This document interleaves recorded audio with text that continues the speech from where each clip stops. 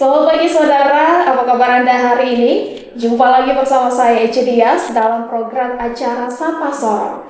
Saudara, kali ini kita akan membahas tentang program sekolah sepanjang hari tingkatkan generasi berkualitas yang dicetuskan oleh Akademisi Universitas Papua dan bekerja sama dengan pemerintah daerah yang saat ini dijalankan di Kabupaten Maibrat. Untuk mengetahui sejauh mana program ini sudah berjalan, sudah hadir bersama saya saat ini dua narasumber kita, yaitu Bupati Kabupaten Maibrat, Bapak Karel Murafer, dan juga Sekretaris Tim Sekolah Sepanjang Hari yang juga merupakan Akademisi Universitas Papua, Bapak Herman Tubor. Selamat pagi Bapak Herman dan juga Bapak Karel, apa kabar? Selamat pagi. Baik. Puji Tuhan, baik. Pak Bupati, bagaimana kebijakan pemerintah dalam menyambut program sekolah sepanjang hari ini di Kabupaten Maibrat, Pak? Baik, terima kasih. Kami selaku pemerintah daerah Kabupaten Maibrat melihat bahwa terutama untuk mencerdaskan pendidikan bagi generasi Maibrat ke depan, ya program yang dilaksanakan oleh Pemda Maibrat ya, selain pendidikan yang berjalan dari awal, tapi namun 3 tahun belakangan ini satu program yang dicanangkan oleh tim kita dari Unipa melalui program pendidikan sekolah sepanjang hari. Program ini kami melihat cukup baik sekali dan sangat membantu anak-anak didik kita yang ada di sekolah dasar yang ada di Kabupaten Maibrat. Khususnya dalam tahun anggaran 2000, sudah berjalan 3 tahun anggaran yang kita kerjasama dengan pemerintah, dalam hal ini Universitas Papua. Dari Unipa, tahun anggaran 2023-2024 sampai dengan 2025. Dengan alokasi anggaran ya 2023 itu 2,1 miliar. 1 miliar. Kemudian 2024 2 miliar. Lalu 2025 itu 2,3 miliar. Jadi 3 tahun dari 2023 sampai 2025 kami alokasikan anggaran sebesar 6,4 miliar. Kenapa kami alokasikan dana ini? Karena kita lihat program yang diluncurkan oleh Unipa ini cukup baik dengan program pendidikan terutama sekolah sepanjang hari. Ini berjalan selama 3 bulan, tapi berturut-turut tiap tahun berada di beberapa titik, terutama di 24 distrik. Sehingga anak-anak kita tidak cukup untuk mereka ikut pendidikan yang terutama dari tingkat SD. Namun pendidikan sekolah sepanjang hari ini sangat membantu anak-anak kita, sehingga bagaimana belajar untuk berhitung cepat, membaca dengan baik, kemudian menulis dengan baik. Lalu pola pendidikan sekolah sepanjang hari ini sifatnya semi pola asrama, sehingga mereka diambil dari beberapa anak-anak SD kita yang berada di berbagai distrik yang berjauhan. Lalu kita tentukan titik-titik, satu titik macam kemarin yang berjalan tahun 2025, sekarang kita jadi 2 titik. 2 titik itu, satu di Ayata yang sementara ini masih berlangsung. Jadi mereka pendidikan full dari pagi sampai dengan sore, makan 3 kali. Lalu pola asrama. Ini yang kita lihat positifnya di situ. Kemudian yang kedua dipusatkan di SD YPK Silo Kambuaya. Nah, ini sudah berjalan sampai hari ini. Jadi berjalan sampai 3 bulan ke depan. Kita melihat 2 tahun sebelumnya sungguh luar biasa, sehingga mereka kemarin wujudkan itu, adik-adik kita itu, anak-anak kita mewujudkan itu melalui kegiatan cerdas cermat yang kita laksanakan di bulan Agustus kemarin luar biasa. Mereka pidato dengan bahasa Inggris tanpa teks, pidato dengan bahasa Indonesia luar biasa.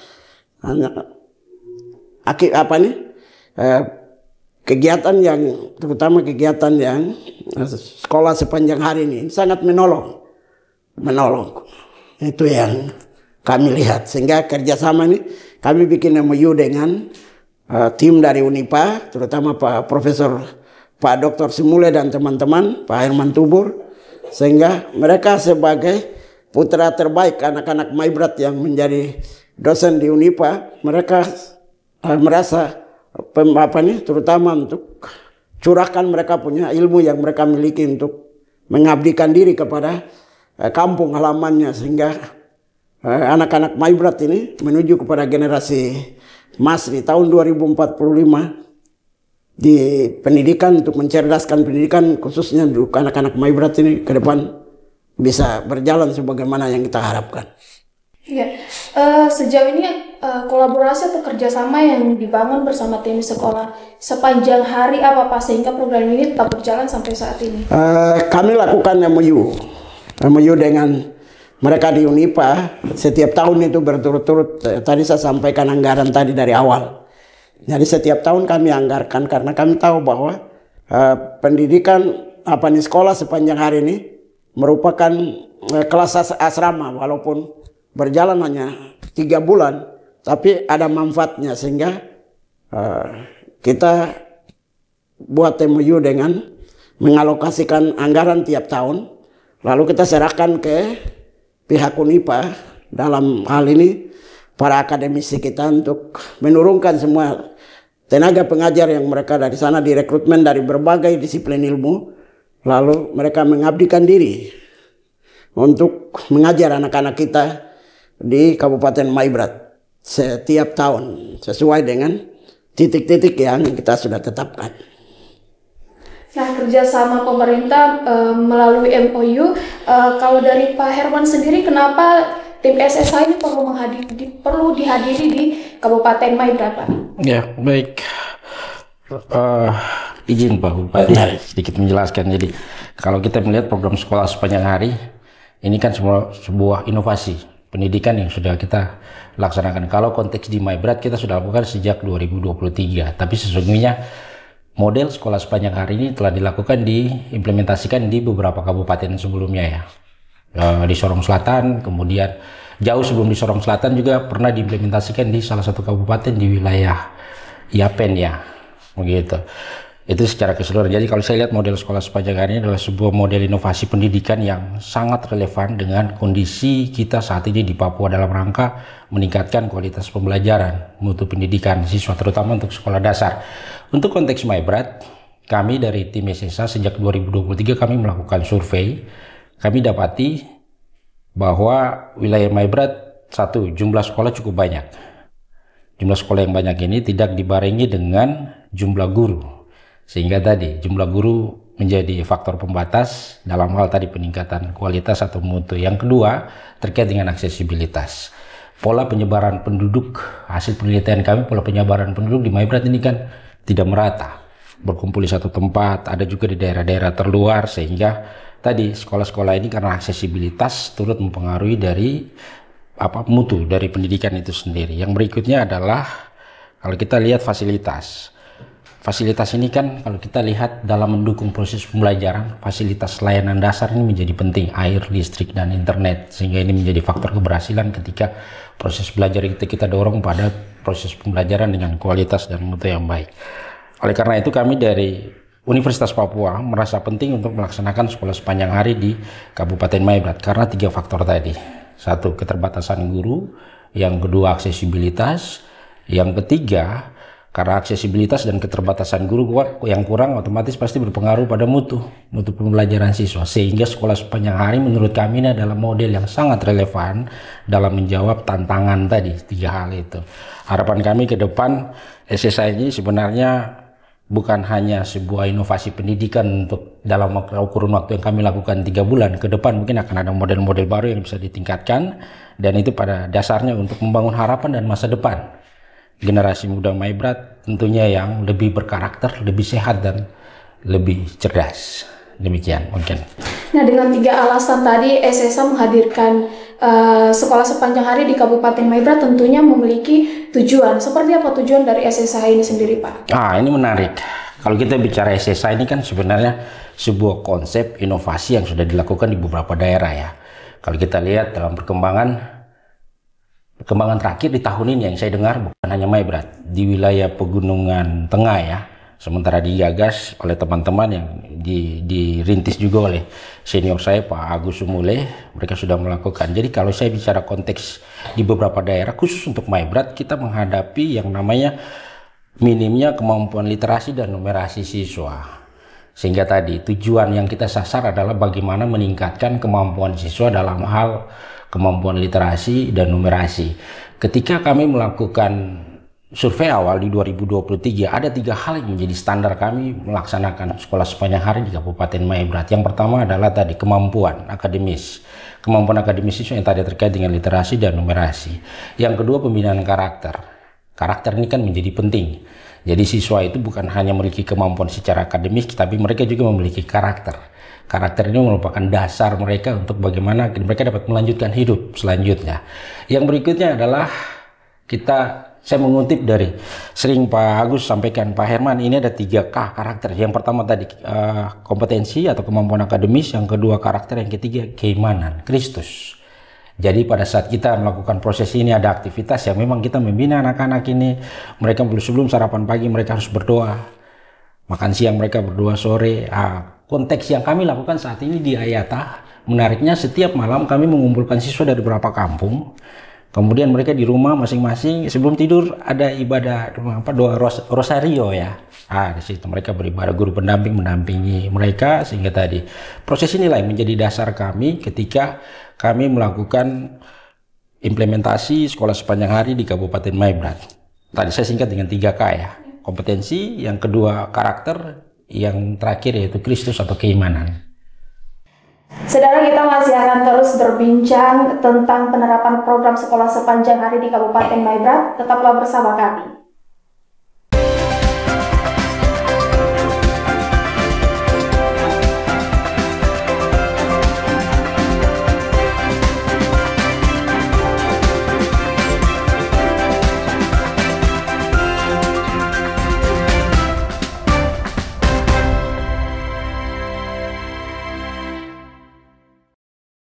Terima kasih saudara, Anda masih menyaksikan Sapa Sorong bersama saya Ece Dias, dan kita masih akan terus melanjutkan perbincangan dengan Pak Bupati Kabupaten Maibrat dan juga Sekretaris Tim Sekolah Sepanjang Hari.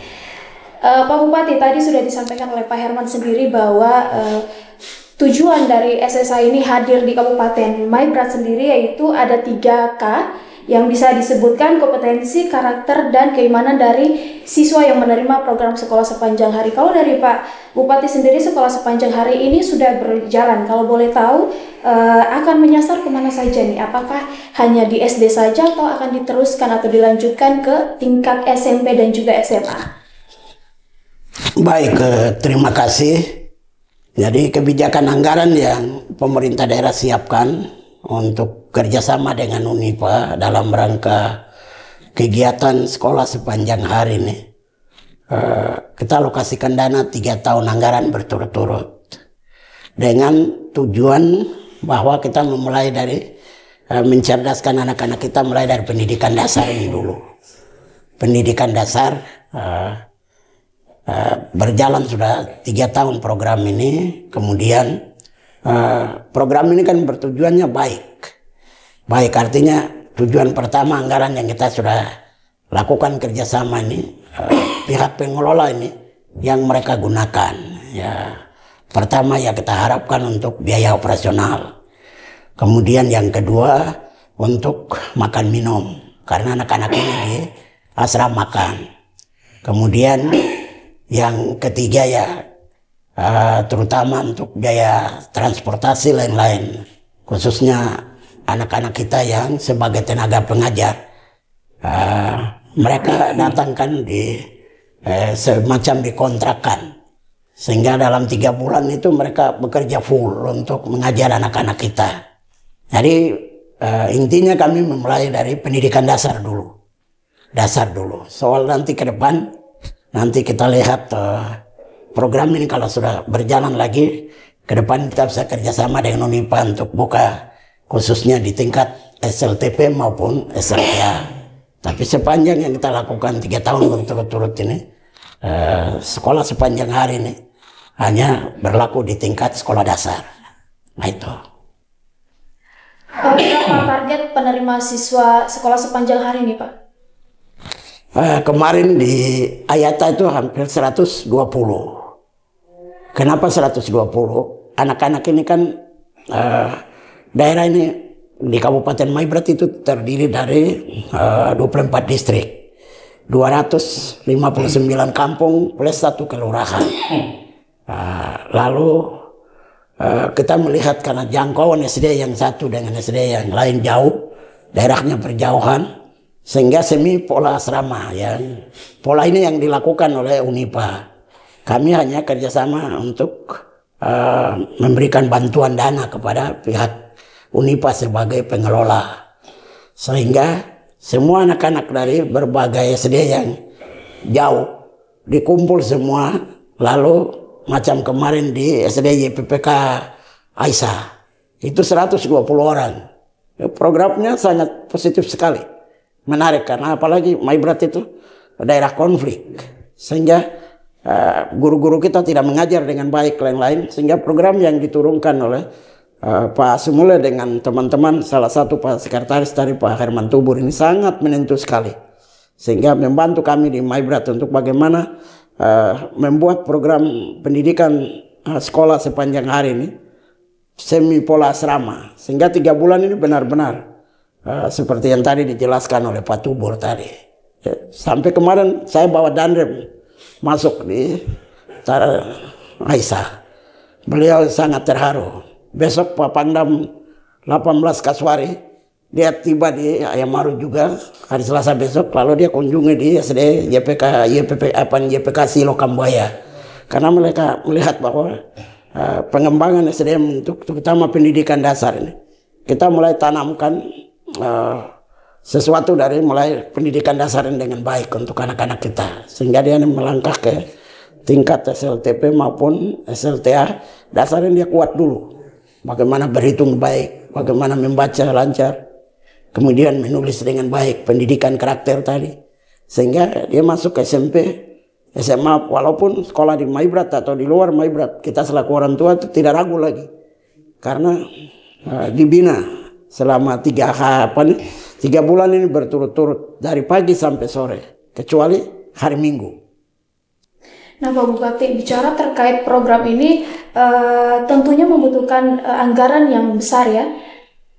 Berapa anggaran yang disediakan Pemda untuk mendukung program sekolah sepanjang hari ini?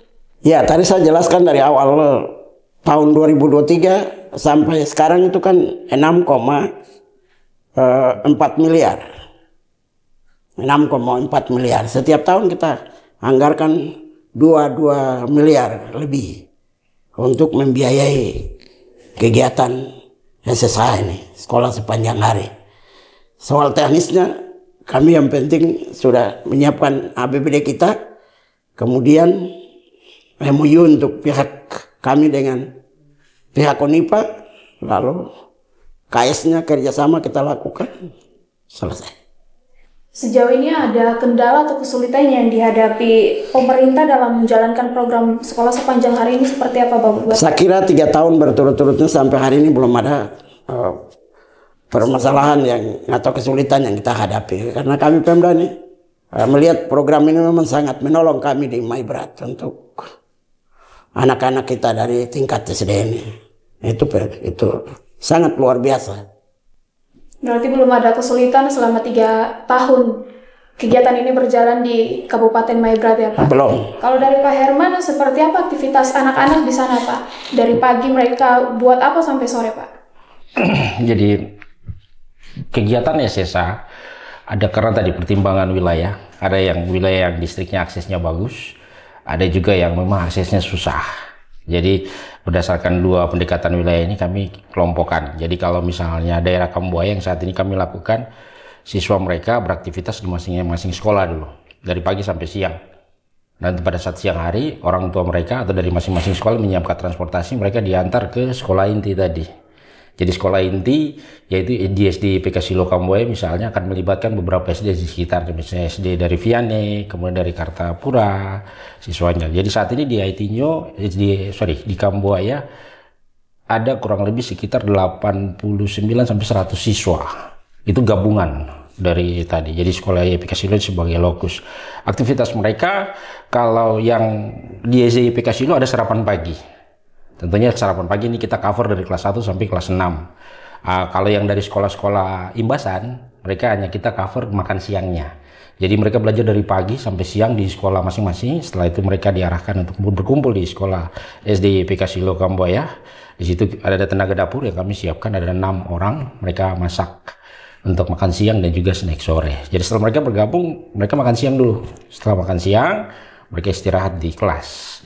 Istirahat kurang lebih sekitar 1 jam. Jadi aktivitas setelah makan siang, jam setengah 2, mereka lanjut lagi. Belajar sampai jam 5 sore. Jadi memang di dalam ruang kelas kami, karena ini belum ada asrama, jadi kami berusaha menyiapkan kondisi dalam ruang kelas itu, siapkan tikar-tikarnya, kemudian mereka istirahat di situ. Kemudian ada juga guru yang mengawasi. Jadi ini namanya anak-anak. Jadi pada saat beristirahat tidak boleh ada yang bermain. Itu pastikan mereka istirahat. Begitu. Itu di Kamboja. Kalau di Ayata ada kekhususan karena ini ada beberapa SD yang kami libatkan dari Sabah, dari Kampung Kahrio, dari Aisyah, dari Kamat. Jadi karena transportnya susah, jadi mereka sudah kita kumpul. Kelas 4, 5, 6-nya kita kumpulkan di Ayata, kita tempatkan di 3 rumah. 3 rumah ini menampung siswa dan siswi yang berasal dari kampung tersebut. Aktivitas mereka sama, cuma mereka lebih dari pagi. Kita sudah siapkan sarapannya semua pagi. Jadi sebelum sarapan nanti ada pater datang, kemudian dikumpulkan satu ruang kelas, mereka beribadah di situ. Setelah beribadah terus langsung mereka sarapan pagi. Setelah sarapan pagi mereka lanjut dengan aktivitas belajar. Belajarnya dari kelas 1 sampai kelas 6. Biasanya kelas 1 pulangnya lebih awal. Tapi yang untuk kelas 4, 5, 6 mereka belajar bisa sampai jam 12. Setelah itu mereka makan siang. Makan siang, istirahat. Kemudian setelah istirahat mereka belajar lagi. Sampai jam 5 sore. Habis itu mereka snack. Snack sore, habis itu mereka kembali ke tempat penampungan tadi di masing-masing rumah. Di tempat penampungan ini kan karena kita menampung mereka. Jadi ini tanggung jawab kita untuk makan minum mereka juga pada saat malam. Jadi kita split bahan makanan, ada guru-guru mereka juga dari masing-masing kampung mendampingi, jadi mereka masak di masing-masing rumah. Jadi luar biasa penanganan khusus untuk Ayata. Seperti yang tadi Pak Bupati sampaikan, ini misi kita bukan hanya pendidikan dan pembelajaran, tapi bagaimana memulihkan kondisi Ayata agar bisa normal kembali. Kita mulai dari pendidikan. Saya berharap dari pendidikan dia akan merambah ke aspek lain seperti ekonomi, sosial, dan juga aspek-aspek lain. Jadi memang dua wilayah ketika kita menerapkan SSA pendekatannya berbeda karena tadi aksesibilitas dan juga kondisi lingkungan yang ada di tempat itu. Demikian. Nah, Pak Bupati, ada program pemerintah pusat yaitu makan bergizi gratis. Apakah program sekolah sepanjang hari ini akan dipadukan dengan program pemerintah pusat atau seperti apa nantinya, Pak? Baik, untuk khusus untuk program makan bergizi gratis ini, kami di Maibrat ini baik yang dilakukan oleh upaya-upaya yang dilakukan oleh pemerintah daerah maupun dari pihak swasta. Mereka lakukan koordinasi dengan Badan Gizi Nasional. Yang baru kami dari pemerintah laksanakan itu, kami tahap awal itu menyiapkan lahan. Kemudian kedua ya melakukan pematangan terhadap lahan. Kapan dari Badan Gizi Nasional untuk membangun dapur sehat di atas. Sedangkan yang dari pihak swasta ini, kami di Maibrat ini terus terang belum bisa berjalan karena hambatannya dari mereka-mereka yang swasta maupun kami pemerintah. Kami sudah siapkan lahan, tapi sampai hari ini dari Badan Gizi Nasional belum action dananya untuk mereka bangun dapur sehat lain-lain sehingga itu bisa jalan. Kami di kabupaten-kabupaten yang berada di daerah pedalaman itu beda dengan daerah-daerah yang ada di kota-kota besar seperti di Pulau Jawa, Sumatera, Sulawesi, termasuk kita di Papua Barat ini khususnya kota Sorong. Para pengusaha-pengusaha rumah makan apa itu sudah siap. Terus mereka punya modalnya sudah cukup untuk mereka bisa jalankan itu mendahului sehingga nanti ketika sudah jalan lalu nanti penyaluran dari Badan Gizi Nasional dana itu masuk kepada mereka lagi. Tapi kami MyBrat ini masih menunggu kapan program ini kami sudah sambut dengan baik. Lalu kapan dapur sehat ini dibangun. Lalu yang adik-adik kita yang jalan melalui swasta tadi, sampai hari ini juga kita belum laksanakan ini di atas, seperti itu. Kalau dari Pak Herman sendiri, bagaimana tanggapan Bapak mengenai program makan bergizi gratis ini, Pak? Iya, menarik ya kalau bicara makan bergizi gratis. Yang jelas, kalau saya lihat dari perspektif pembangunan nasional, ini adalah program prioritas Presiden Prabowo ya, dan saya pikir sudah termuat dalam program strategis nasional dalam Hasta Cita ya.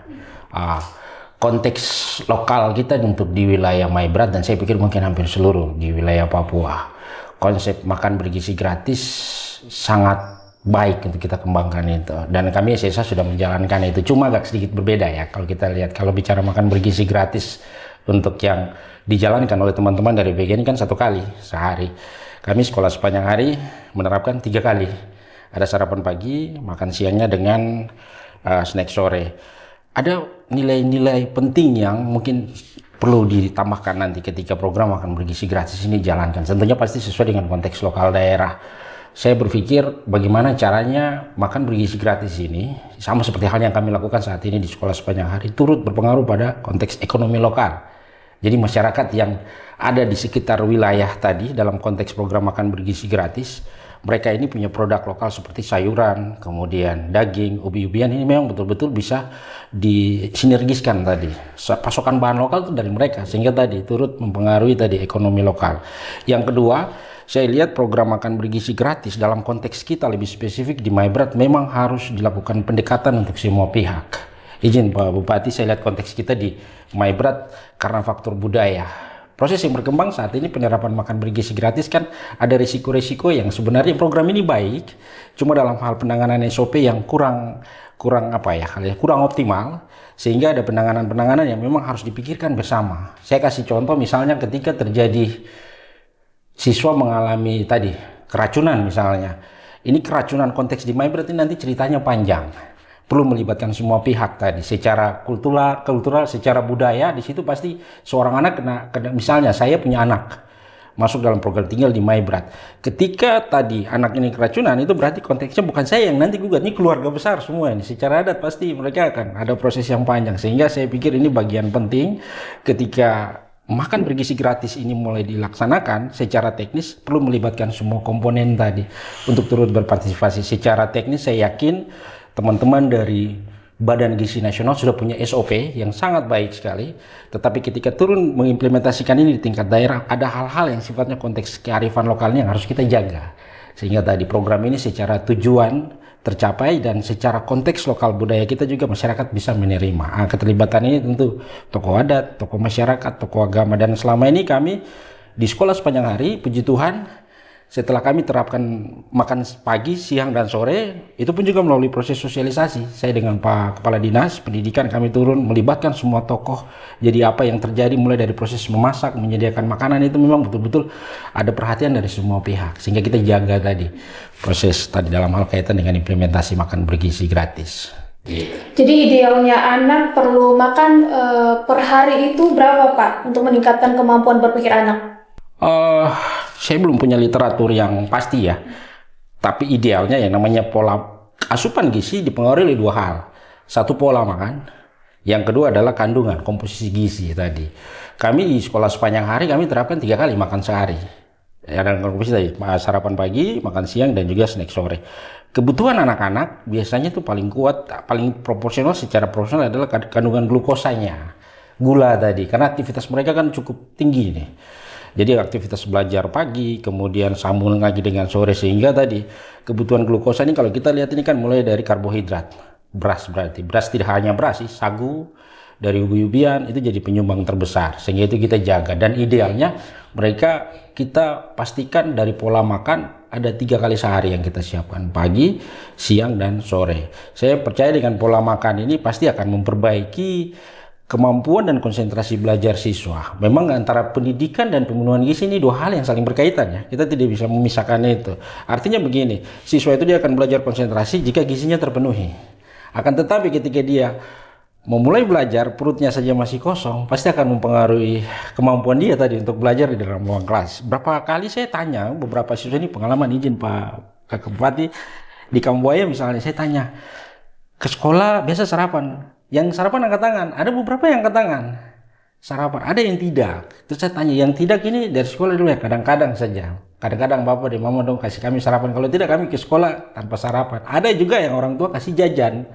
Jajan ini kan kita tidak tahu sampai sejauh mana kualitas jajanan mereka yang ada di pinggiran sekolah ini. Itu untuk yang situasi di Kambuaya. Kalau yang di Ayata dengan akses yang terbatas, ketersediaan jajanan juga agak kurang begitu. Jadi ketika kita masuk dengan pola makan 3 kali sehari, saya yakin ini akan menambah kemampuan mereka berkonsentrasi di dalam kelas. Sehingga harapan kami tadi 3K yang ingin kita targetkan, yaitu kualitas pembelajaran mereka, karakter mereka, dan juga keimanan mereka, kita bisa capai bersama-sama dalam program sekolah sepanjang hari. Demikian. Saudara, kita masih akan terus melanjutkan perbincangan bersama kedua narasumber kita. Jangan kemana-mana, tetaplah bersama kami.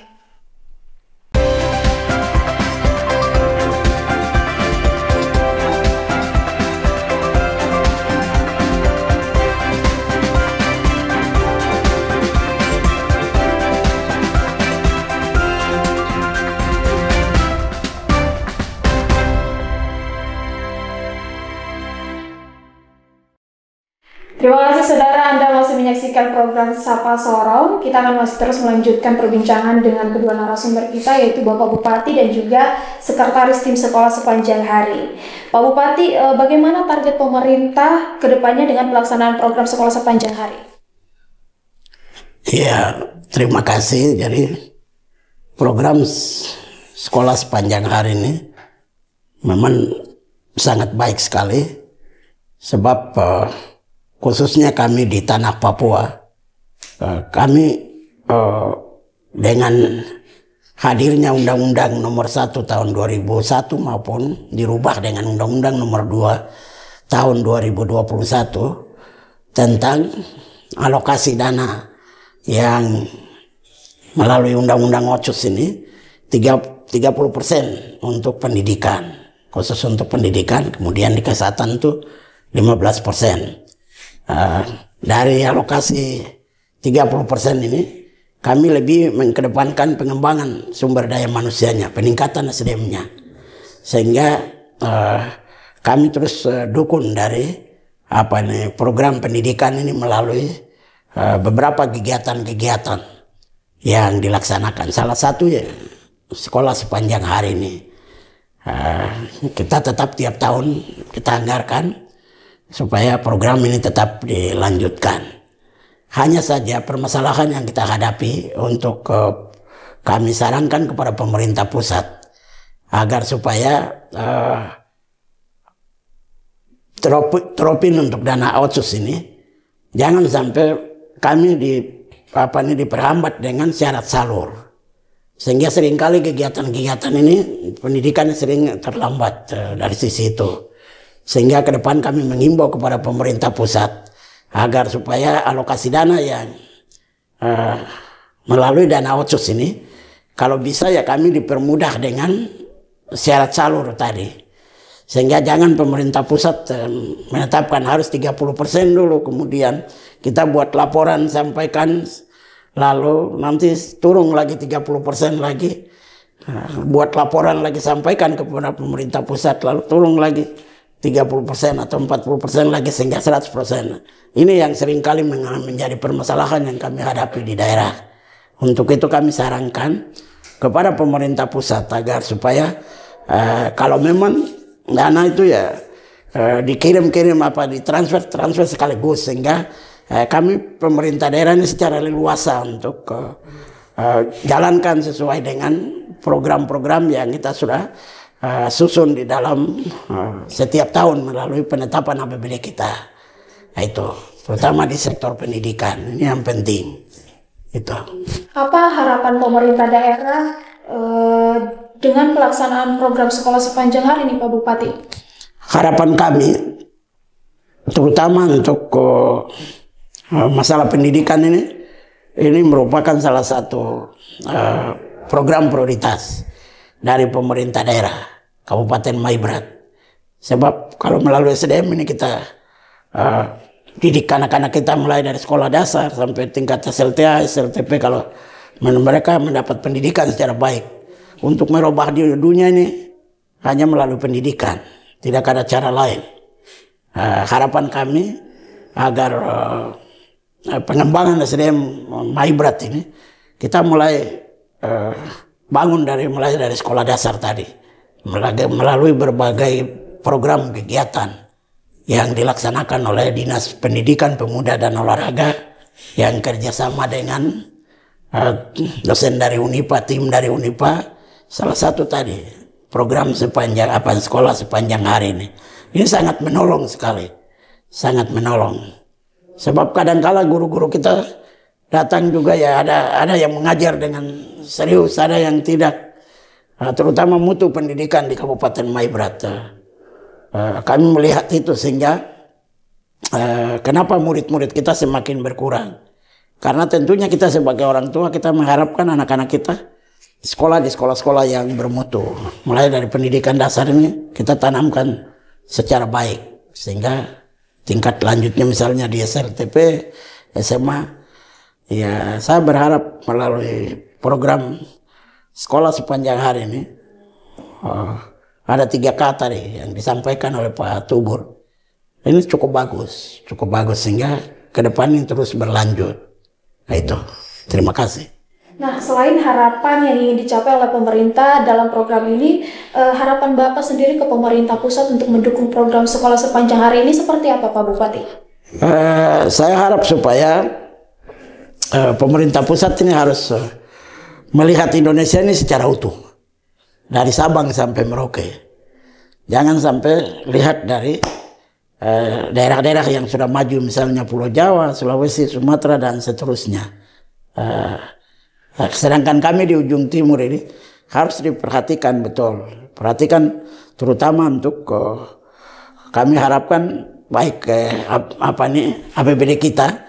Pemerintah pusat melalui APBN itu harus mereka melihat kita di daerah ini harus memberikan dana yang besar agar supaya pendidikan di Papua ini kalau kita buat program, kemudian kebijakan kita dari pemerintah daerah dituangkan dalam program proses belajar mengajar ini, kalau dapat berjalan dengan baik, kita bisa, anak-anak Papua ini bisa sama dengan saudara-saudara kita yang ada di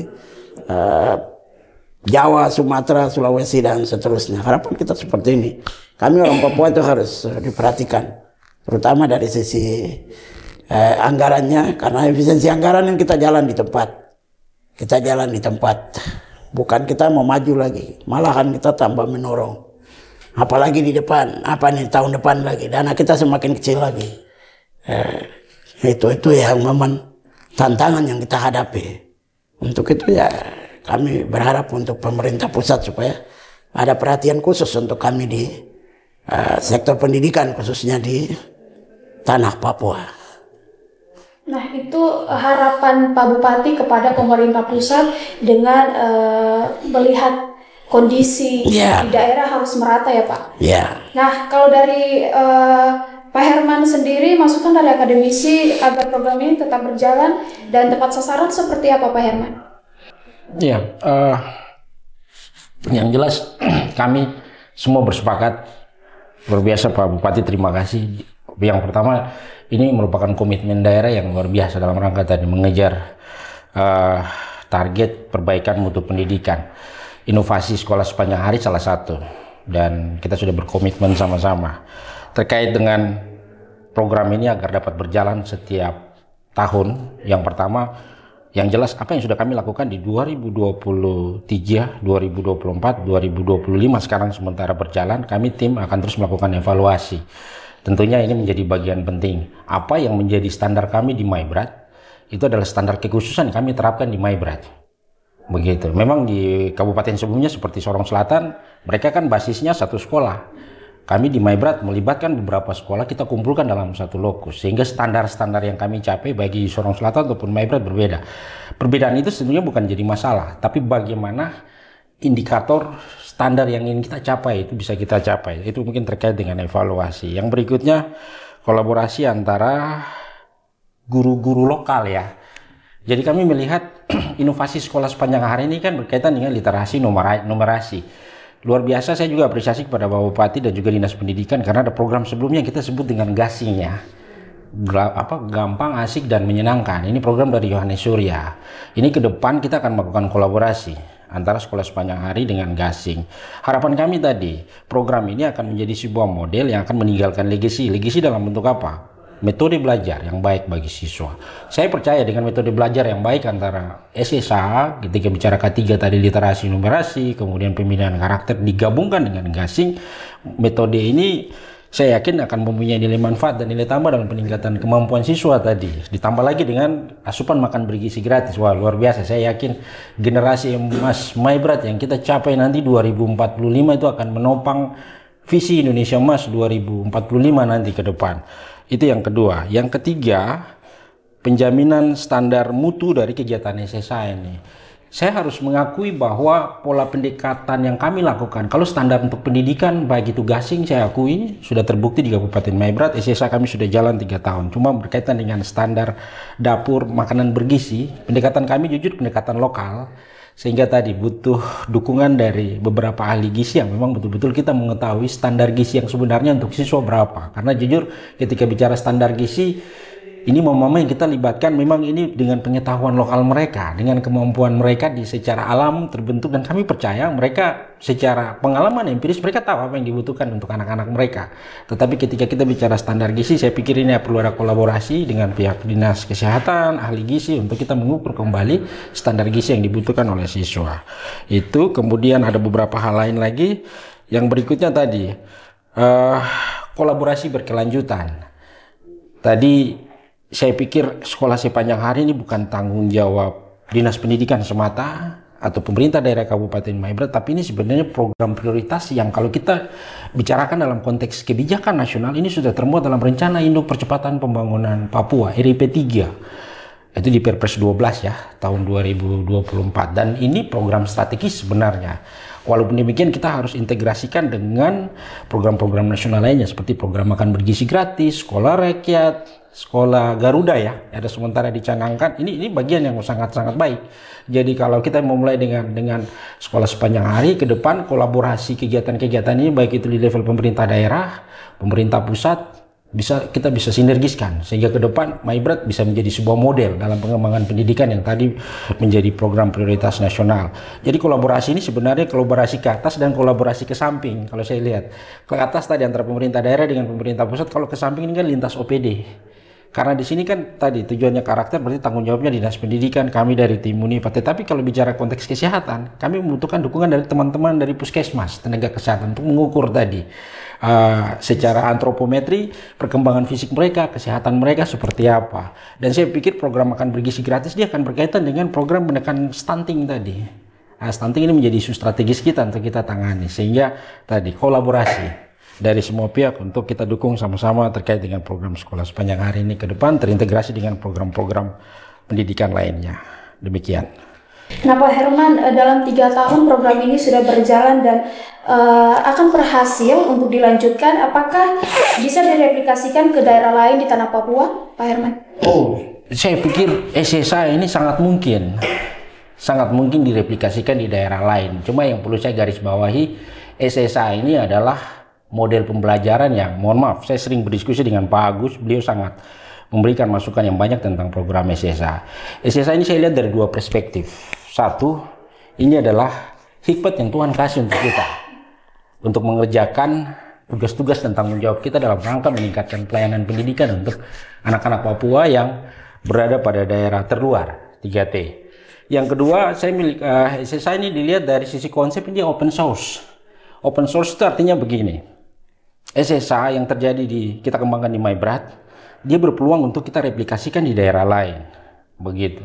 Akan tetapi ada konteks-konteks lokal tadi yang perlu kita lakukan pendekatan, sehingga tadi ketika misalnya SSA di Maibrat, terus kita mau terapkan di Sorong Selatan lagi, Sorong Selatan mungkin sudah berjalan ya, konteks mereka kan berbeda, mereka satu sekolah, fokusnya ke satu sekolah. Kalau kita di Maibrat, kita pakai pendekatan lokus, karena tadi penyebaran sekolahnya banyak, gurunya terbatas, jadi akan efektif jika sumber dayanya kita kumpul di satu tempat. Fokusnya lebih terarah, gurunya, siswanya, makannya, seperti begitu. Kalau misalnya metode ini kemudian kita geser lagi ke wilayah pegunungan misalnya, daerah Puncak Jaya, pasti konteksnya berbeda juga.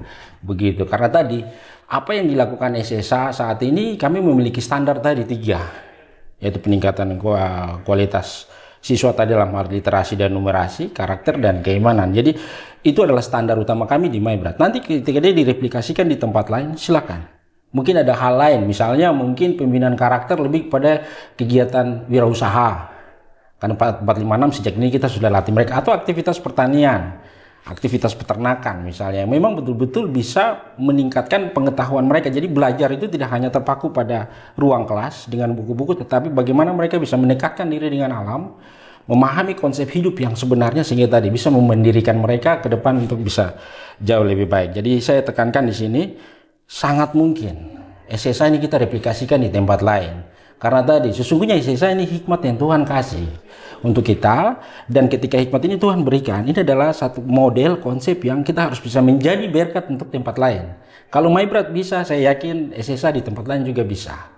Yang penting tadi kita betul-betul fokus mengetahui orientasi kita kerja secara baik dan benar. Dengan demikian tujuan dari SSA yang dapat kita capai bersama. Kan tujuannya cuma satu, sekolah sepanjang hari, memperbaiki karakter siswa, meningkatkan kemampuan siswa untuk kita siap di 2045, generasi emas 2045. Demikian. Nah, saudara, itu tadi bincang-bincang kita bersama Bupati Kabupaten Maibrat, Bapak Karel Murafer, dan juga Sekretaris Tim Sekolah Sepanjang Hari, Bapak Herman Tubur. Semoga program ini dapat berjalan dengan lancar dan berdampak bagi peningkatan kualitas belajar anak itu sendiri. Saya Cedias bersama seluruh tim yang bertugas mohon undur diri. Sampai jumpa. Kompas TV, independen, terpercaya.